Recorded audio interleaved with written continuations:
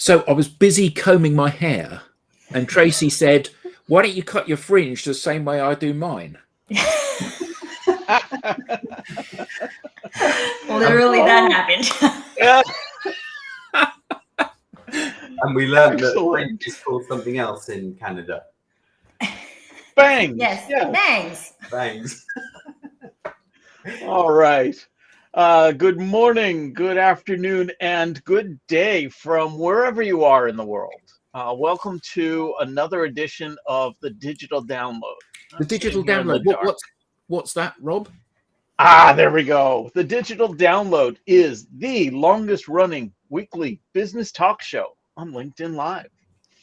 Yeah. Boom. Nice. Right. So on today's episode, we had planned to talk about AI.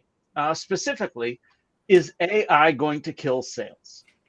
Unfortunately, our guest could not make it, so we're going to pick up that topic on another day.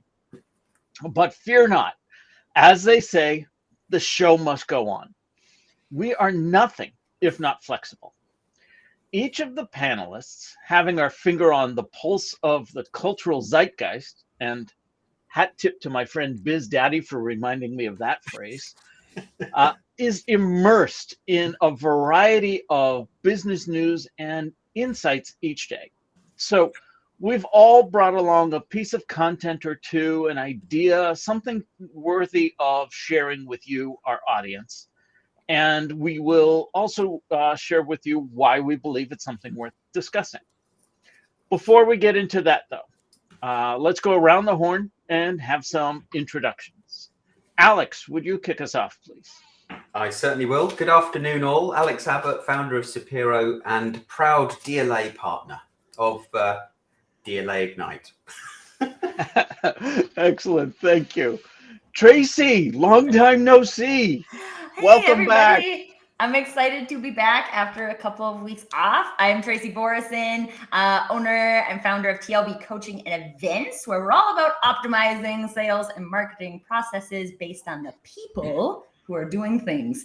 And I'm also very, we always use proud, and I always have this problem. My brain, it's like 7 o'clock in the morning for me. So my thesaurus brain isn't on yet, but I'm a partner of DLA Ignite, and I enjoy being one. Excellent. Tidy Thank you. partner. Adam. I wonder if that's where the phrase "bang tidy" came from. Bang tidy partner, tidy fringe partner. Nice. Okay, here we just make up stuff. That's right. Hi, everybody. I'm Adam. I'm co-founder of DLA Ignite. And I'm the only co-founder on here today because the other co-founder is away on holiday, taking in the sights and sounds and, most importantly, food of Tuscany. And he keeps, rather annoyingly, every time they go out for a meal, he keeps sending me a photo of the menu, going, look, this is what we've got a choice of. I've got a sandwich. He's got freshly made pasta with the finest ingredients. Nice. Sounds nice. It is, I believe. Damn you, Tim Hughes. Do you think he's listening? No. No, he's too busy eating fresh pasta. Yeah, and who can blame him? Who can blame him? And myself, I am Rob Durant, founder of Flywheel Results. We help startups scale. And I, too, am a proud, and yes, I use that word, proud partner of DLA Ignite. So as I said, this week, we are going to share with you different things that have caught our attention and share with you why we believe they're share-worthy. Who wants to kick us off? I don't mind. Alex, please. So on the run up to this show, given that the topic was originally, will AI kill sales? That's kind of where my thought process was going. So I was reading a lot of stuff about how AI won't kill sales and how AI will actually help salespeople work more efficiently. But it then got me thinking that, and this is a bit of a theory, so bear with me, right? So we often try and be buyer-centric, when it comes to sales. Thinking about the buyer and the problems they're trying to solve and adjusting the sales motion to be aligned to that. What if AI was actually helping buyers discover their own problems? So, problem assessing, gap analysis, whatever type of problem identification might be. But then the AI can calculate the cost to the business of not solving the problem. It could calculate the value of solving the problem. It could also identify the risks and help prioritize how quickly that problem could be solved. I mean, it could even fix the problem, with generative AI and asking the AI commands to create software that actually fixes the problem they had. So sort of got me thinking that, if a lot of these problems, brands or people within these brands can fix these problems, then it doesn't necessarily kill salespeople, but it then emphasizes the importance of relationships and experience, and relationshiping and experience, the experience the salesperson provides to a business, whatever it is that they're selling them, may not be tech now, that is the differentiator. Is it? So the reason I pose that question is that when I was at school, computers started to be taught as a subject in school. So we had computer studies, and we would learn to program in BASIC, which lived up to its name. It was a fairly basic language, but it was quite easy to program in. And the phrase, I believe, was coined from that: garbage in, garbage out. And that's always been the case. Anything where processes that happen after an initial process or thing happen, the thing that comes out is dependent on how good the thing that goes in is. So, that's true of computers, it's true of data processing, it's true of hi-fi, it's true of everything. If you start with something which is poor, what comes out at the other end is something which is poor. And I think that the challenge that we face is that often the people who are doing the program, setting the agenda, deciding the rules, don't actually understand what the problem is, or don't understand what the solution to the problem is. So if you port that line of reasoning into Marcoms, the solution is to send more emails, because you get a lower yield from each of your emails. And that's true up until a point. But the problem is that more emails creates more noise, which means that it's harder to break through the noise, which means that after a brief period, moments of getting an uplift, you're then back to the same status quo, and everybody has to increase their output in order just to tread water. And the issue is that nobody has addressed the fundamental problem, which is that you're not reading my emails. And I think that the problem that we have with AI is that actually it's not artificial intelligence, it's artificial stupidity in most cases, AS. Because what's happening is that we're using ever increasingly powerful tools to shortcut the process of making bad decisions, because we haven't sat down initially and thought, actually, what is the problem that we are trying to solve? And what we know is that what we're doing isn't working. And it strikes me that with the overwhelming majority of businesses that I talk to, the solution for what they're doing not working seems to be, we'll do more of it, rather than we'll re-engineer what it is we're doing, and we'll ask fundamental questions about whether or not this activity is addressing the need and the problem and the challenge that we have to overcome. Because I don't think in most cases it is. And I think AI is going to compound the problem in the same way that email marketing lists, personalization of emails, and volume up of emails has further caused problems in the marketing arena. Yeah, I like the thought that you're going down with that, though, Alex, in terms of the buyer seeking help from AI, or really anywhere, to identify their problems or solve their problems. The challenge is there are known unknowns and there are unknown unknowns. If I go out and seek to solve my problem, knowing that I have the problem, I presume there's a solution, but I don't know what that is. That's fine.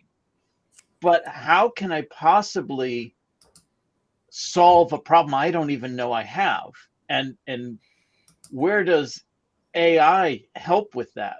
Whereas I know salespeople can proactively educate people about these previously to them unknown unknowns. So how could I go to a tool and say, tell me what problem I have that I don't even know I have? Well, and Rob, I'm thinking of WebMD as an example of this, right? Because you go to WebMD, you have symptoms, and you can put in your symptoms and it will say, maybe you have one of these things.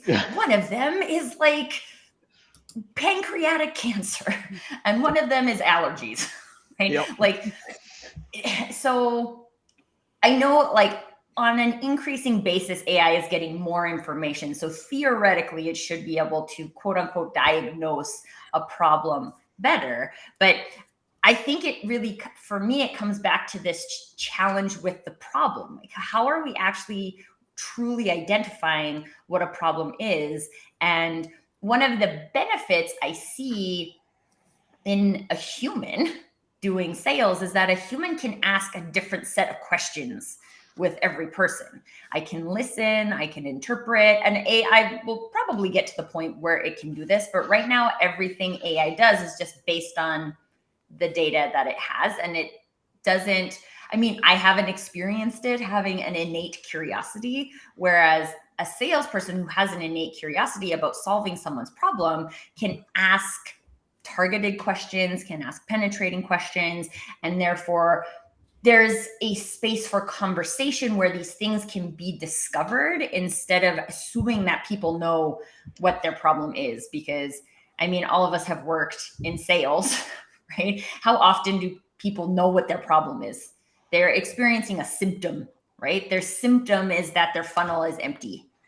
Okay, well, there's lots of things that could be causing that to happen. So let's look at that. Is it your processes? Is it how your people are interacting with your processes? Is it like how we're treating our people and how they're showing up to do their work? We've touched on all of these different things in different episodes of the Digital Download. There's a complexity to the conversation that I think when we look at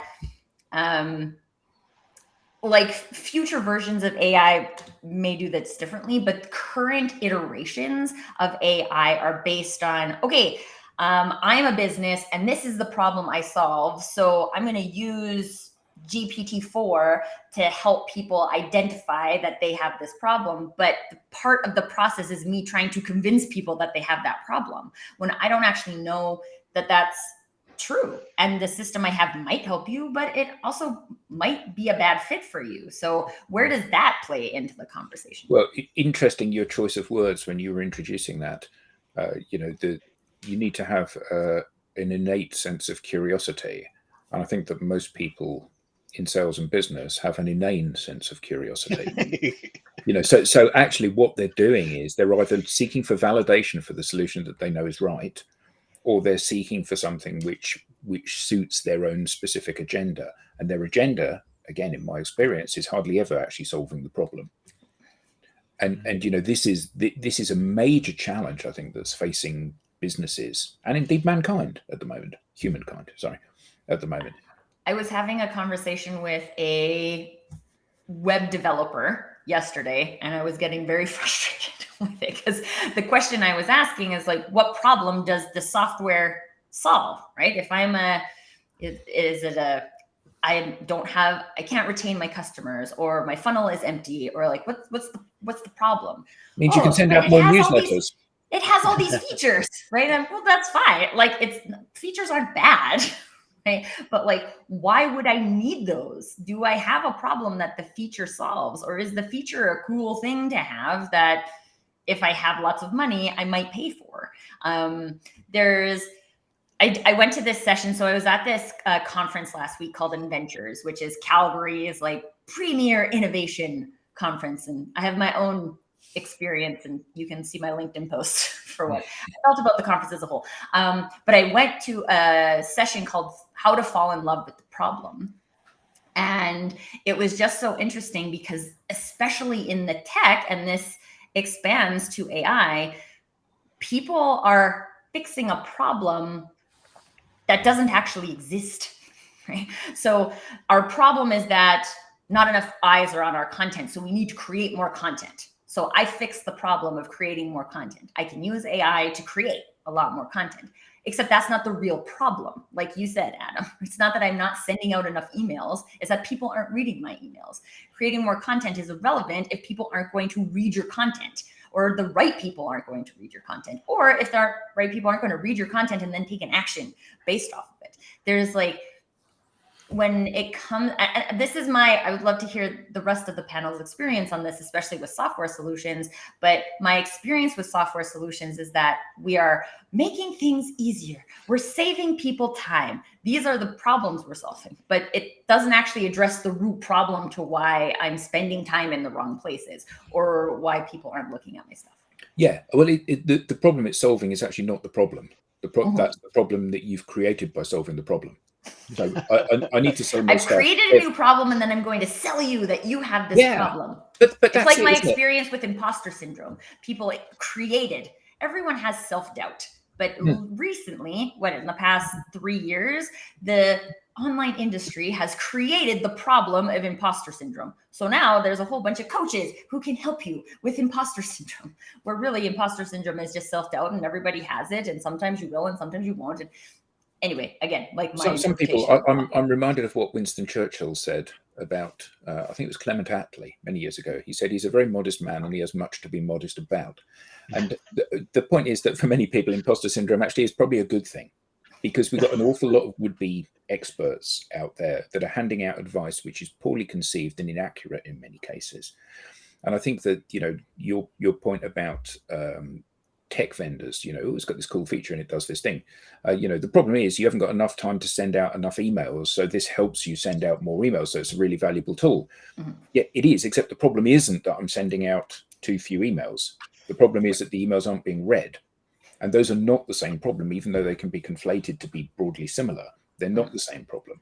And I think that this is the challenge, isn't it? Because when people are looking to solve problems that fundamentally impact their business, what they need to be doing is asking some uncomfortable and important questions about whether the hypothesis on which they have created the solution is in fact based on fact and what's really happening.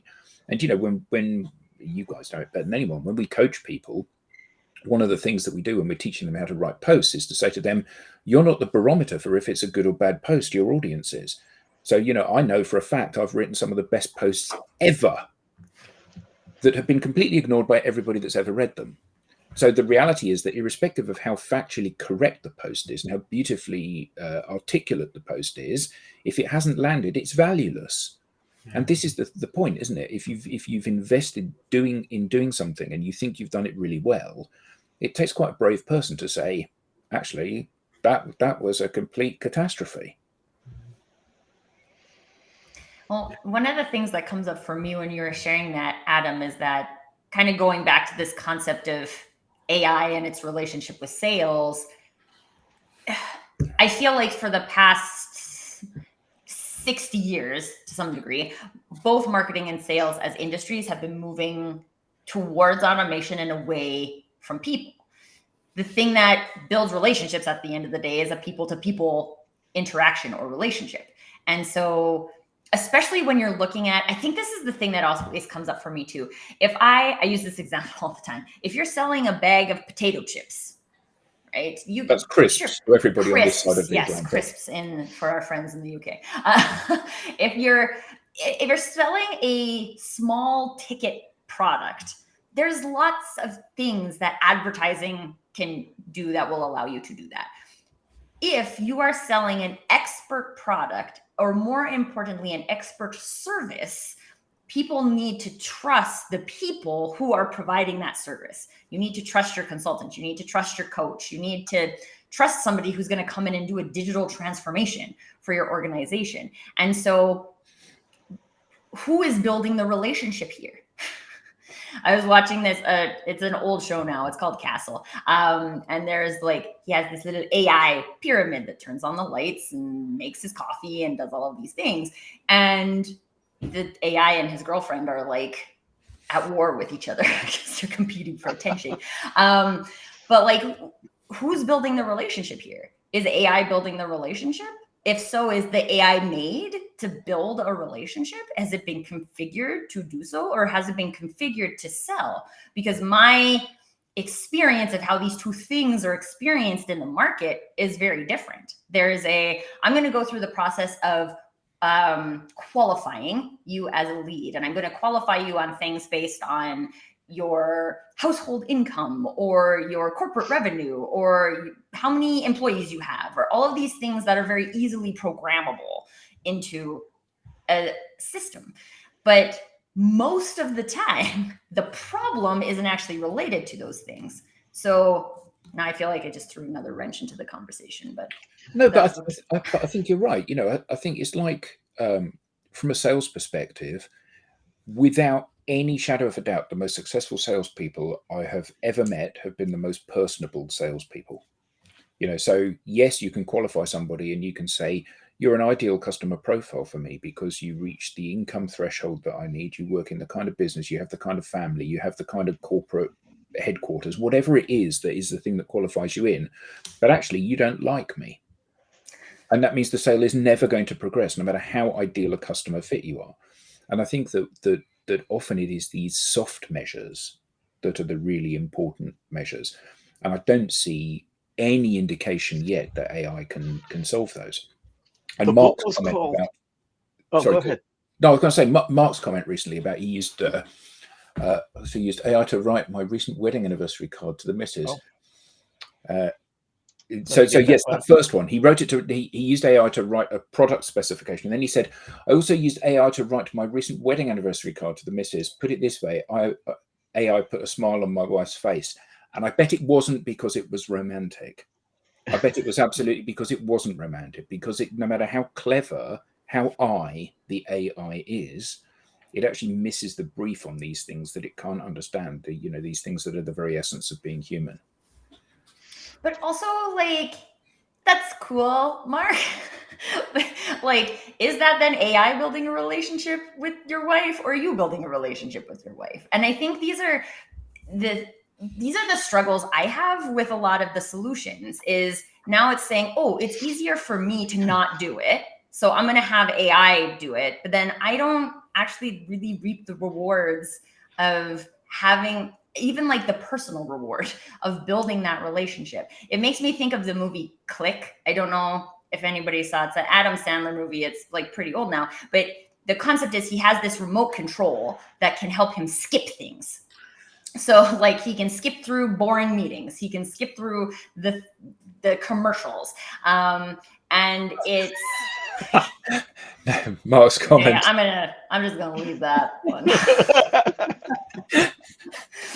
But like, I don't know. I feel like there's in relationship building in particular, there is a value that's created by doing the work. And if we're not going to do the work, then are we going to, like, let's just say you're building that relationship from scratch and you don't have 25 years of effort that you've put into building that. This is what we're talking about in terms of using AI for sales, right? I don't have a relationship with you. I don't have that I like AI and I'm testing these things, so I'm going to use it to create this. And you think it's funny because you know me, right? You don't know me, right? You only know the AI. So like, I don't know. Yeah, but I think the point is people often make the mistake of using tech to scale and increase efficiency on the wrong bit of what it is they're trying to do. So, I'm going to use email marketing as an example, and I'm not bashing email marketing, but it's something which everybody kind of uses to a greater or lesser extent. I'm going to use email marketing to send more and more emails to people looking for the right customers. The problem is that the sentence is the wrong way around. You need to look for the right customers first and then try to develop a dialogue with them, rather than just trying to develop a dialogue with anybody. And the problem is that when we use tech to scale the wrong part of the process, what we end up with is a huge amount more noise and no increase in efficiency. And I think that that's fundamentally one of the things. And actually, that brings me on to the things that I was going to talk about. So if I share my screen, this is more about, let me just check that I've got this right. So hopefully,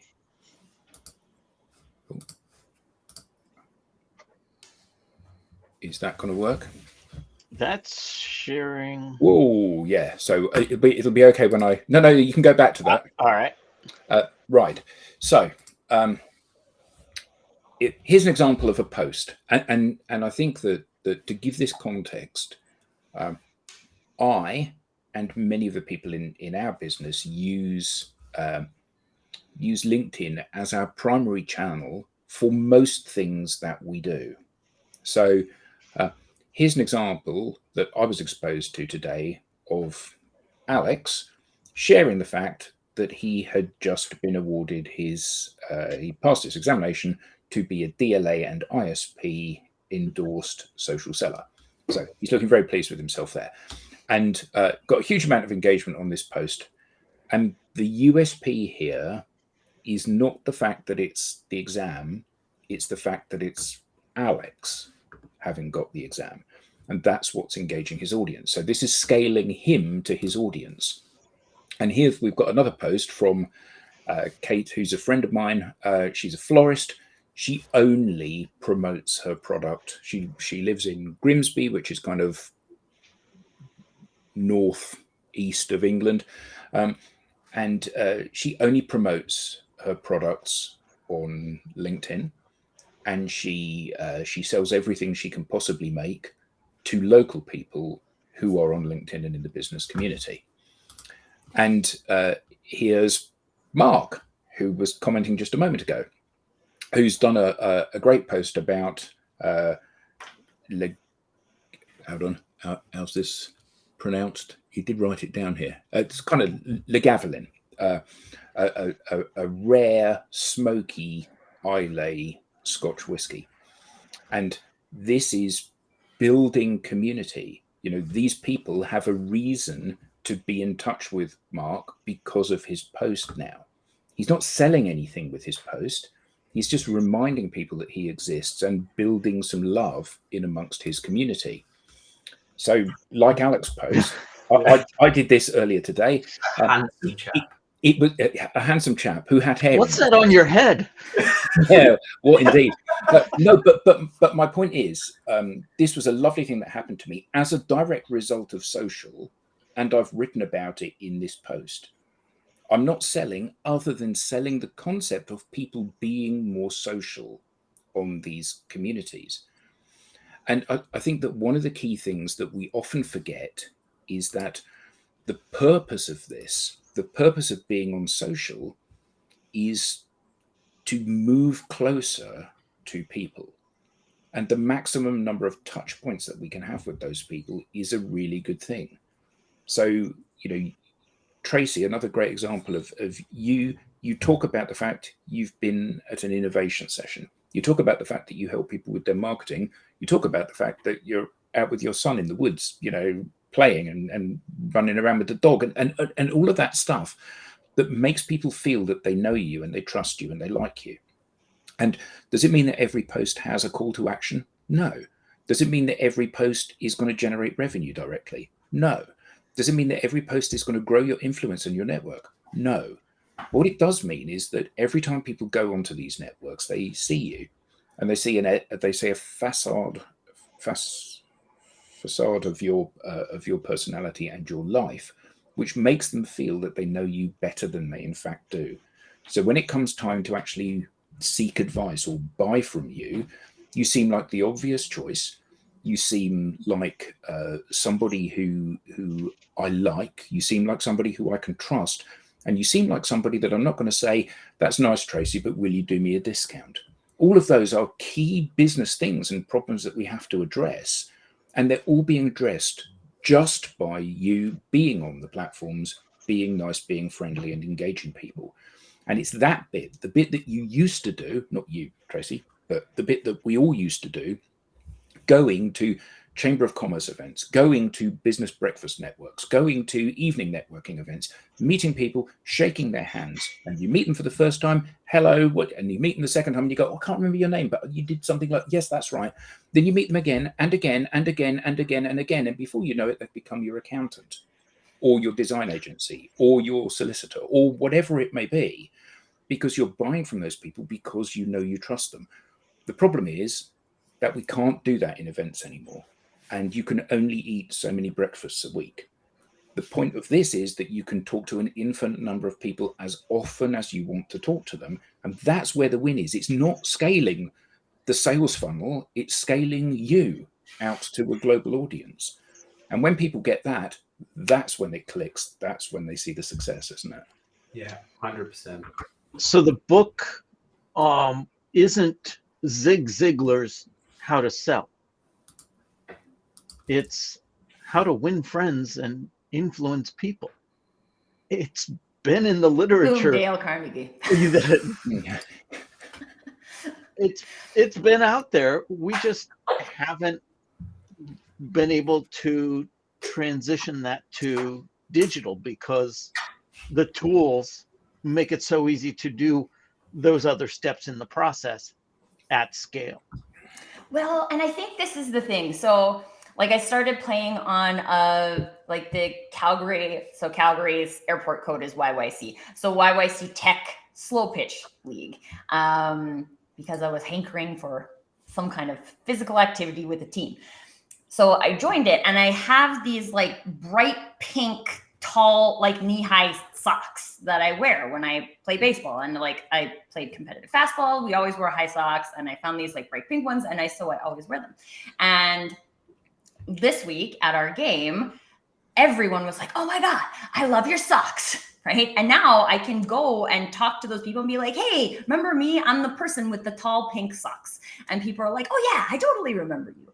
And these are the things that, I mean, tall pink socks maybe doesn't directly translate to an online experience, but these are the types of things that people remember. Right? People remember me being in the woods with Nicholas or throwing rocks in the river. People remember that, like the number of people I know on LinkedIn who ask me what type of scones I'm making lately because I make scones, right? Like these are the things they know about me. And yes, it's also important for them to know what business you're in and what you're all about and the things that you care about. But it's the human things that make relationships sticky.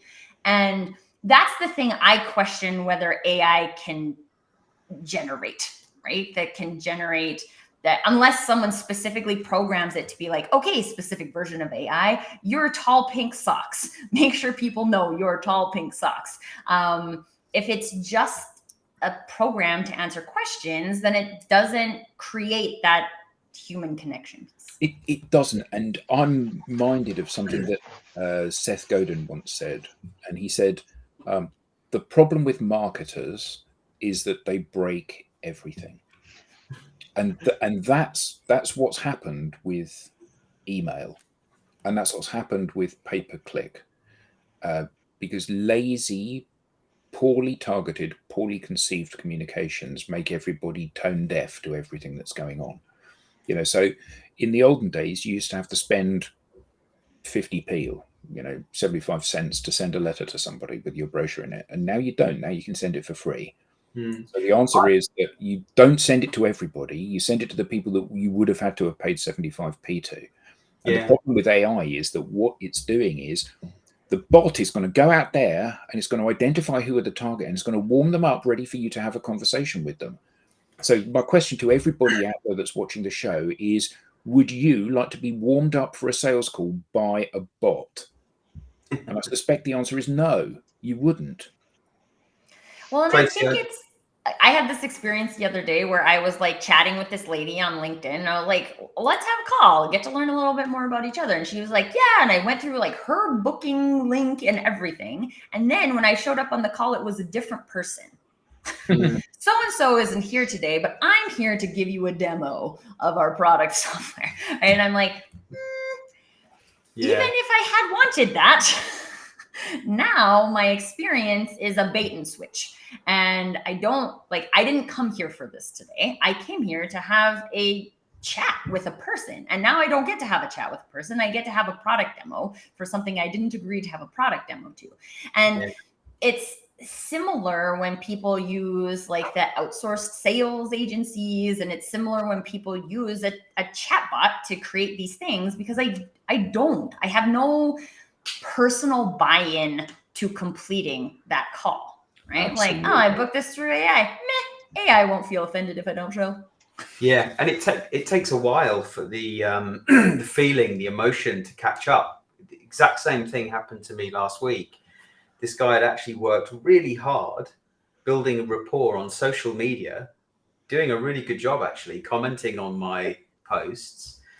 I agreed to have a call, and his boss was on the call. And it's like, where have you gone? Oh, he had an emergency. Okay.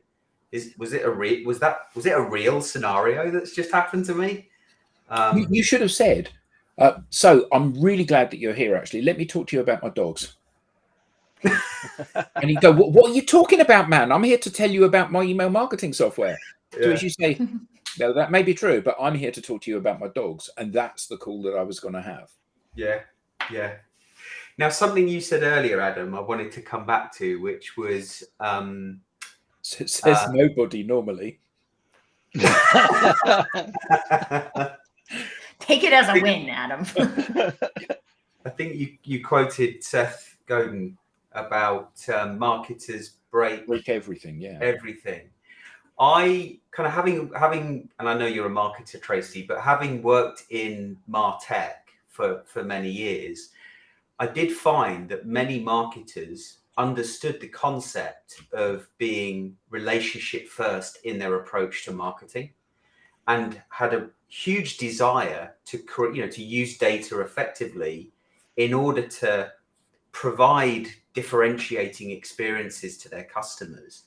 But it wasn't, in fact, the marketer, it was the board or the CEO that was putting the marketer under pressure to say, we've just bought 100,000 items of X. We need to sell that next week. Send an email campaign. I used to work in retail furniture, and that's literally what happened. The buyers would be like, we bought too much of this. Make sure you're promoted so we can sell all of it.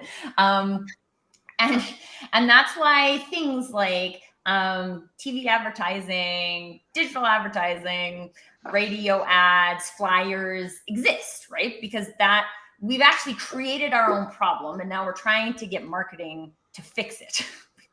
Now go and fix this. So now, as a marketing resource, I'm spending all my time fixing the problems the organization has created instead of, and I had this experience at the retail furniture companies. I was in charge of direct marketing.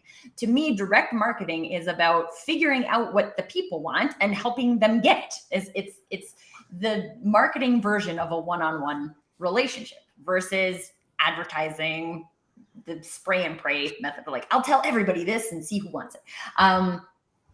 But I didn't get to spend my time, effort, and energy and budget on those things because I was too busy promoting the stuff that I had to promote, because that's how the business had built it. And so when I think about this concept of marketing breaking everything, I do think that there are people who want to build those relationships with people. But like me, like, I became so disenfranchised with the entire marketing industry because I'm like, has turned into being all about just like pushing things. And because we're too busy pushing things, we don't have time as marketing resources to actually have a conversation with the people. Heaven forbid that I host a grand opening of a store because I have to, because they built a store and now they want to sell stuff from it. And I don't have time to have conversations with the the clients or the people in the neighborhood to find out what they even need.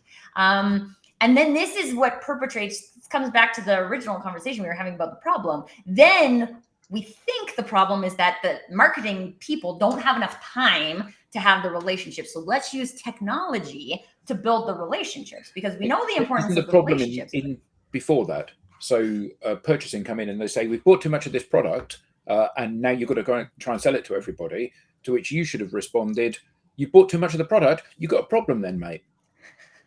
Because actually, which is fine. It's not my problem. It's your problem. You know, you missed a client meeting. That's your problem. That's not my problem. Yeah, and actually, fundamentally, if marketers are effectively selling overstock out of the back of the van, that's a really bad place to be. You know, and it's a really bad place for both the marketer and for the business. But I think his comment about driven by pressure from the board. His comment was based on this idea that because you've now got an infinite and free distribution mechanism for your message, we'll just crank the handle faster. And actually, this is where the tech will come in, and it'll help me crank that. So instead of sending 100,000 emails a month, I'm going to send 100,000 emails an hour now, because I can. And nobody actually stops to ask the question whether or not they should. And this, you know, again, we use phrases like spray and pray. There's no incentive for you to invest any time in thinking if you can literally just scale the number of emails you're sending, because some of them will land. Of course they will. You know, if you send out 1 million emails an hour to people, some of them are going to land on your desk at exactly the moment that you think, I've got a problem, I'm looking for a solution. And then this comes in and you think, oh, serendipity, I'll buy this one because it happens to have landed at the exact same moment. But the reality is that's neither sustainable nor an ethical way to behave. And I think to me that speaks to the doing. Like AI is great at increasing doing things, increasing the amount of things we can do. It is not great, at least to date. We're going to have a lot of AI conversations coming up, peeps, so make sure you come back to these weekly episodes. But it doesn't encourage us to think. It doesn't. So like, we're not thinking about what the actual problem is. Someone told us our problem is we're not sending enough emails. So now I'm going to buy a system that can help me send more emails. The problem is it's that system. They built that system to send more emails. So now what they're selling you from a marketing capacity is that your problem is that you're not sending enough emails. Here's the solution, because our system can do that. And it's not going to solve the problem. No, and it's not sustainable in the long term, because how many clients are you going to keep if you're solving a problem they don't have? Yeah, and I think that again, you know, the challenge for marketing departments is that they have got a series of criteria that determine whether it's a high quality lead or a low quality lead, and they pass the high quality leads to sales, and sales say this is in fact a low quality lead because I thought this person wanted to talk to me and they don't want to talk to me. So marketing says, well, we just need to get more people in.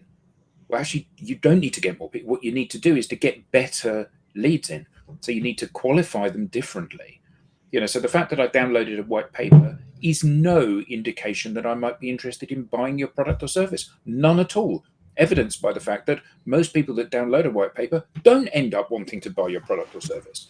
And actually, it comes back to that very first thing about, you know, this is about taking a totally agnostic view and not pointing the finger and saying, well, your marketing campaigns are no good because nobody wanted to buy, but to address that, okay, the marketing campaigns did not deliver any clients to us. Therefore, we need to rethink how we're having these conversations with people in a way that they are going to want to buy, not just simply crank the handle harder.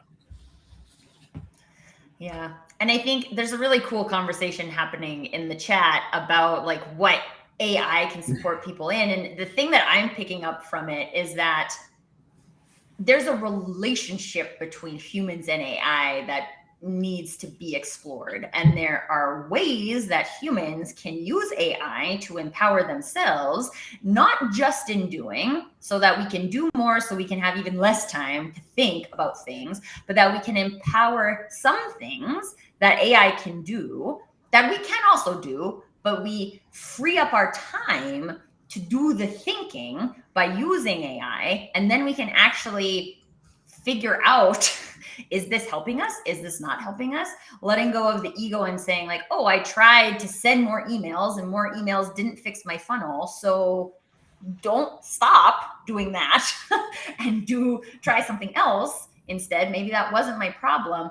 If we can actually use the AI to do the things, then free up the people so the people can do the thinking, I think there's a really great opportunity there. However, Diana is mentioning a skill gap in like the soft human skills.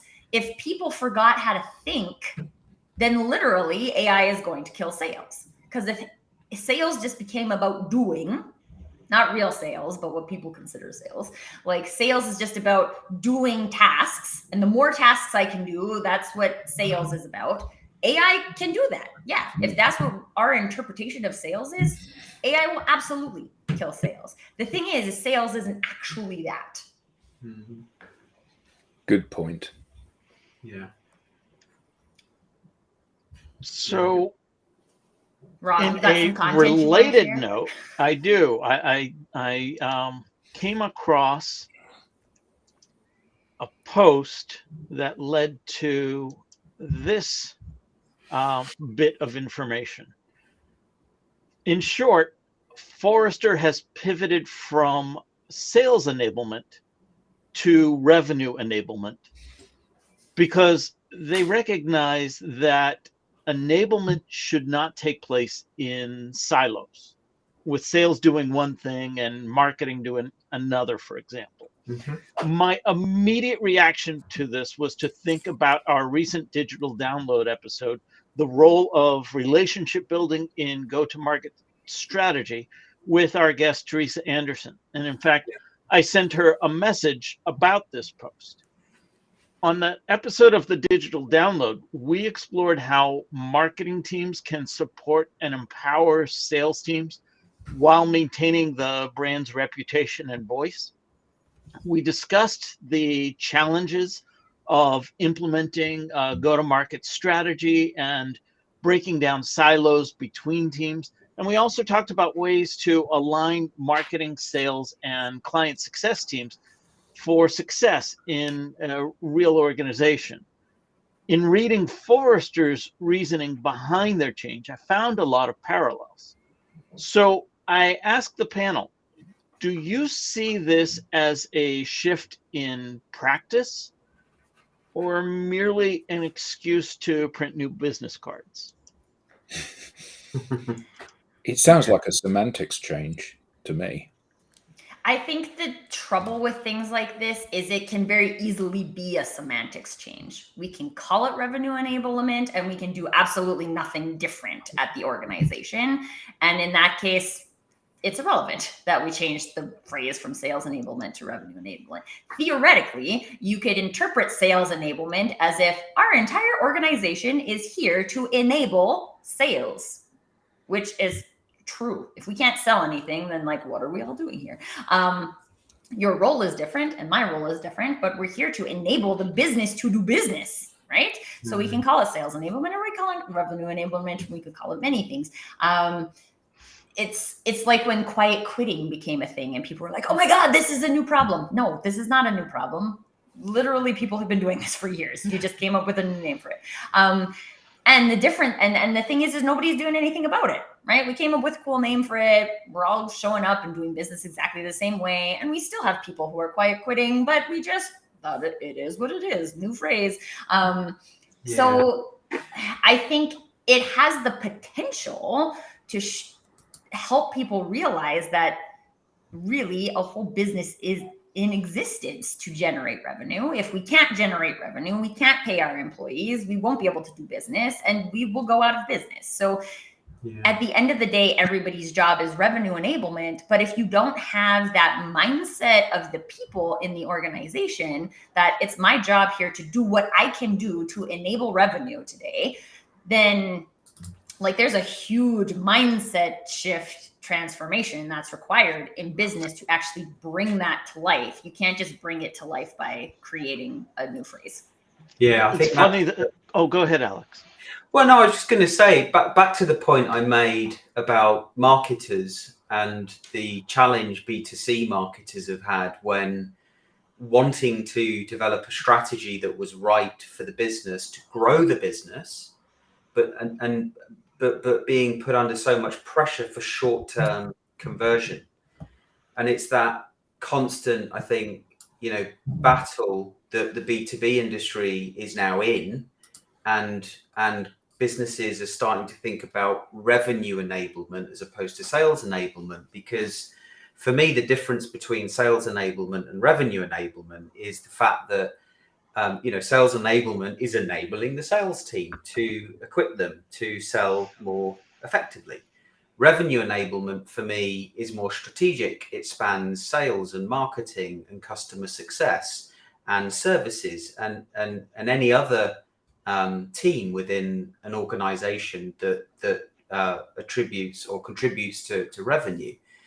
And that's really quite difficult to do across all of those different teams. So I can see why Forrester is going in this direction. It's a direction I think that successful businesses have done in the past. And now we're in this kind of B2B sales and marketing crisis where, pipeline is harder than ever to generate. New business conversations is harder than ever to generate. So why not change now? Why not use this opportunity to make that change? It's still businesses today are focused on the short term. Well, we need pipeline, we need revenue, and they're not willing to change the way that they're currently working to put relationships at the front of their revenue growth strategy. They say they do, but then it's, well, hang on, I'm speaking to someone. Let's get them. Let's do a demo. So speed up our sales cycle. So close them faster. So why are they not prepared to change? I think Who's that? Businesses. I think it's because the old way of working is so systemic within their organization that spans so many different teams that they don't feel like they want to take that fight to the top to make the change. Yeah. So and I actually think too, if we're going to talk about a shift from sales enablement to revenue enablement, then really shouldn't we be talking about profit enablement? Because what if we're just spending a whole shit ton of money generating this revenue and we're actually not making money at the end of the day? Because then we're going to have to do layoffs. Earlier, Tracy, you were saying call it sales enablement, call it revenue enablement, whatever. It's about enabling the organization to sell more. And Alex, you were saying no, it's a strategic change. It's going from just working with the sales team to working across. In my experience, I've built up from scratch a sales enablement program at a couple of different tech companies now, and I always took the approach of I don't care if you call me the sales trainer, sales enablement, revenue enablement, whatever. I'm reaching everywhere. My job is to make sure that everyone knows how we're going to market, and bringing that feedback back to the salespeople and out to the other departments. I even interacted with the engineering teams anytime I could. I wanted them to understand what their work looks like in the marketplace. And I agree with that. Even support. So I thought everyone did that. Right. I was at an event last night where we had a bunch of sales enablement people who are now revenue enablement people, by the way. It took less than 6 hours to make that transition. And what I heard was a lot of, we ask for permission, not beg for forgiveness. And that's the difference between the tactics and the strategy, I think. Having Forrester come out and say, this is what we are recommending to our clients.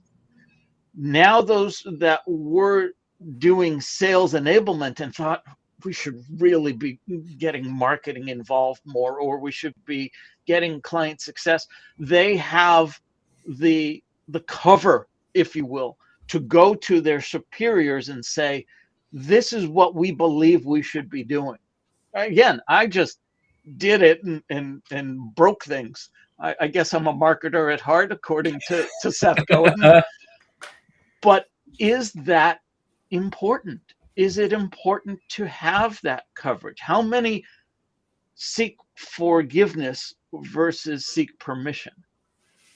I think it needs to come from the top. I think the CEO or the C level need to be. Otherwise, if you're constantly, I mean, you may have been particularly good at it, Rob, but if you're constantly begging I am. for forgiveness, then the political, challenges, you're going to bump into those, and you'll never, I can't imagine you'll ever have a fully aligned organization on that revenue growth strategy. Yeah, this feels like a culture thing to me, right? Like if you have a culture of experimenting and saying like, literally, we all exist here to contribute to the business. So not only are we going to make it clear to you how you're contributing to the business, but we need you to do that.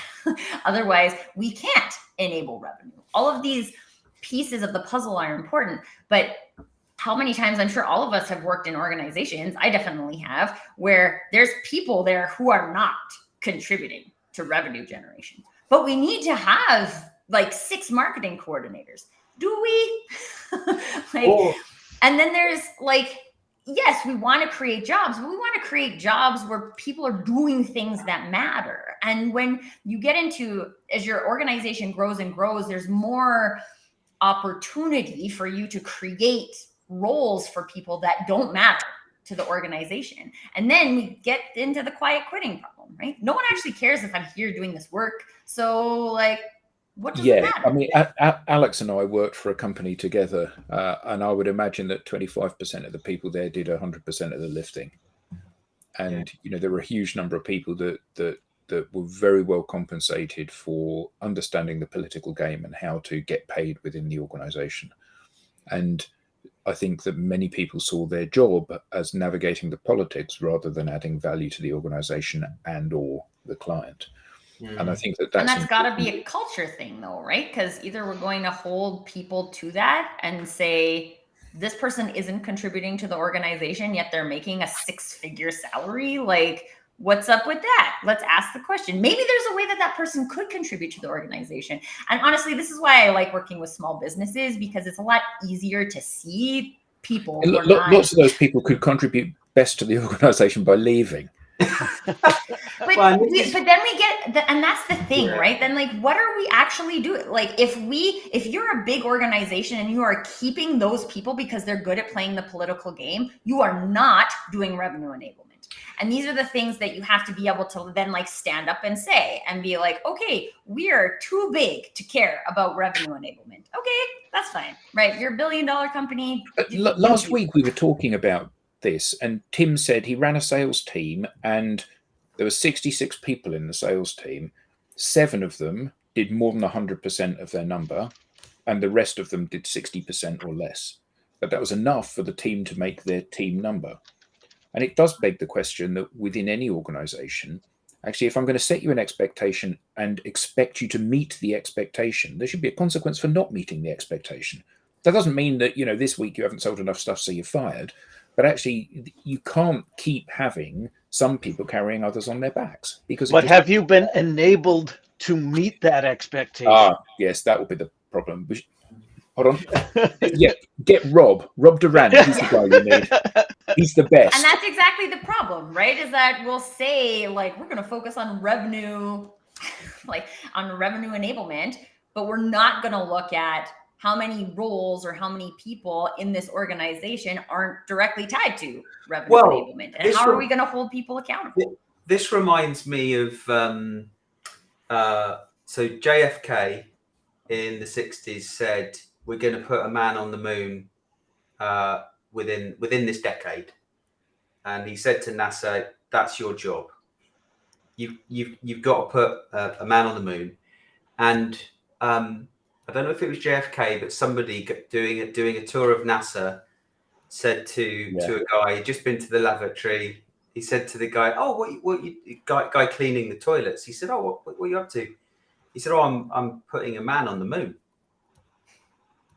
So, everybody contributes to the ultimate goal. I think part of this, to your point, Tracy, is making sure those roles and those responsibilities are defined and people feel empowered to contribute, even though it's not directly putting revenue in the company's pockets, it's contributing towards that goal.